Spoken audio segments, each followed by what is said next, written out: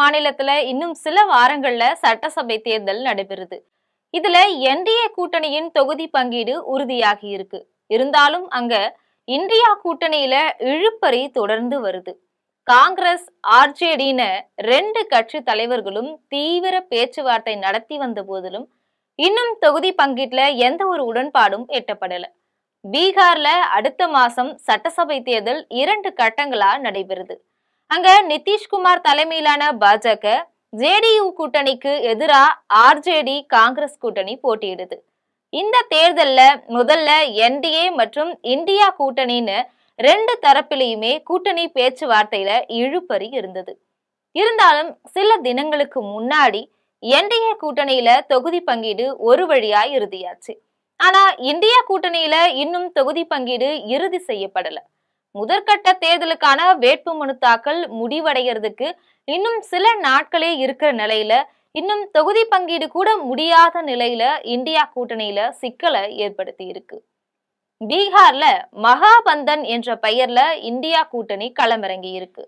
இதுல பல்வேறு கட்டங்களாக பேச்சுவார்த்தை நடந்த போதிலும் இன்னும் ஆர்ஜேடி மற்றும் காங்கிரஸ்க்கு இடையில தொகுதி பங்கீடு உறுதியாகல. 2 கட்சிகளும் தங்களுடைய நிலைப்பாட்டுல உறுதியா இருக்கிறதால இழுபறி நீடித்துட்டே வருது. முதல்ல காங்கிரஸ் கட்சி கடந்த 2020ல போட்டியிட்டத மாதிரியே 70 இடங்களை கேட்டிருக்கு.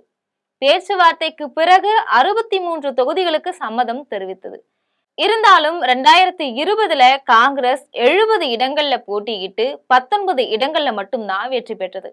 இதனால அவ்வளவு இடங்களை கொடுக்க ஆர்ஜேடி தயக்கம் காட்டி வருது. 2020ல ஆர்ஜேடி 75 இடங்கள்ல வென்று தனிப்பெரும் கட்சியா உருவெடுத்திருக்கு. இருந்தாலும் அப்ப காங்கிரஸ் மிக குறைந்த தொகுதிகள்ல வென்றதே ஆர்ஜேடி ஆட்சி அமைக்க முடியாமல் போக காரணமா இருந்தது. இந்தியா கூட்டணி கட்சிகளுக்கு இடையே மோதல் ஏற்பட்டிருக்கிற மாதிரியே தெரியுது. ஏன்னா தேஜஸ்வி யாதவ் டெல்லியில கூட்டணி பேச்சுவார்த்தைகளை நடத்தினாரு. ஆனா பாட்னாவுல லாலு பிரசாத் யாதவ் தனக்கு விசுவாசமான நபர்களுக்கு பல தொகுதிகள்ல போட்டியிட வாய்ப்பு தர்றதா சொன்னதா தகவல் வெளியாகி இருக்கு. காங்கிரசுக்கு அழுத்தம் கொடுக்கும் வகையில ஆர்ஜேடி இதை செஞ்சிருக்கு. இது மட்டும் இல்லாம அந்த கூட்டணியில இருக்கிற சிறிய கட்சிகளான முகேஷ் சாஹ்னியின் விகாஷீல் இன்சான் கட்சி மற்றும் இடதுசாரிகள் போன்ற கட்சிகளும் கூட அதிக இடங்களை கேட்கறதா சொல்லப்படுது. இதுல விஐபி கட்சி 40 இடங்களை கேட்டிருக்கு. இருந்தாலும் அக்கட்சி அதிகபட்சம் 12 இடங்கள் மட்டுமே கிடைக்க வாய்ப்பு இருக்கு. அதே நேரம் இந்த தேர்தல்ல வென்றா தனக்கு துணை முதல்வர் பதவி வேண்டும்னு விஐபி தலைவர் சஹானி கேட்டிருக்காரு. சிபிஐ எம்எல்ஏ கட்சியும் 35 இடங்கள் வரை கேக்குதாம். 2020 தேர்தல்ல சிபிஐ எம்எல் 19 இடங்கள்ல போட்டியிட்டு 12 இடங்கள்ல வெற்றி பெற்றது. இதை சுட்டிக்காட்டி அதிக இடங்கள் தேவைன்னு சிபிஐ எம்எல் வலியுறுத்தி இருக்கு. இப்படி எல்லா கட்சிகளும் அதிக இடங்களை கேட்கறதால தேஜஸ்வி யாதவ் மிகப்பெரிய சிக்கல்ல மாட்டிக்கிட்டாரு. இதனால பீகார் மாநிலத்துல இன்னும் சில வாரங்கள்ல சட்டசபை தேர்தல் நடைபெறுது.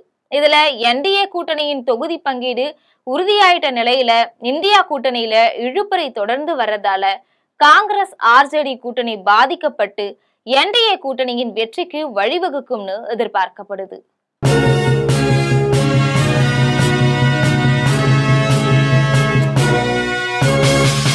உடனுக்குடன் அப்டேட் தெரிந்து கொள்ள ஜெம் டிவி தமிழ் ஆப்பை இன்ஸ்டால் செய்யவும்.